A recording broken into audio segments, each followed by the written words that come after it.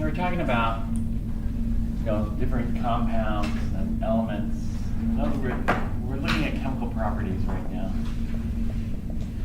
And when we're looking at the chemical properties, first we look at a couple of physical properties. Solubility is a physical property, if it dissolves or doesn't dissolve. There's also something called chemical solubility that we look at solubility, and then we look at electrolyte properties. So if it dissolves in water, it's still the same, like copper 2 chloride. It'd just be aqueous copper 2 chloride.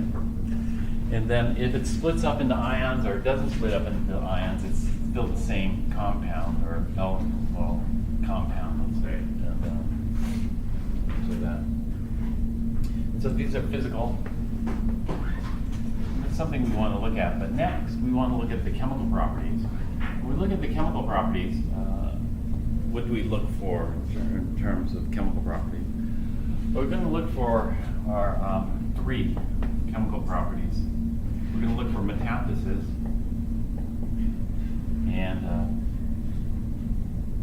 metathesis is just a funny name for something that's pretty straightforward. 2, we look for, what were some of the others? Look for acid base. And 3, we look for redox. That pretty much covers it. What are the properties?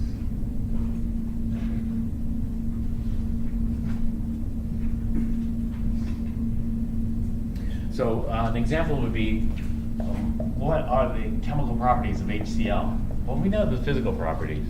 For example, the first physical properties we'd look for are what? The first physical, is it soluble? Is HCl soluble? Yes, HCl is soluble. Is it a strong electrolyte or weak electrolyte? It's a strong electrolyte. And so, if I have a beaker of HCl, well, HCl normally appears as a gas, and it is soluble in water, and so we can get HClAq. And then HClAq is a strong electrolyte, which means it dissociates into ions, H plus and Cl minus.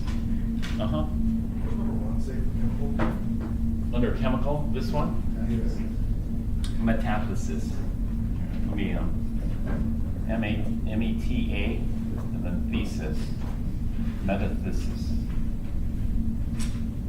It's metathesis reaction.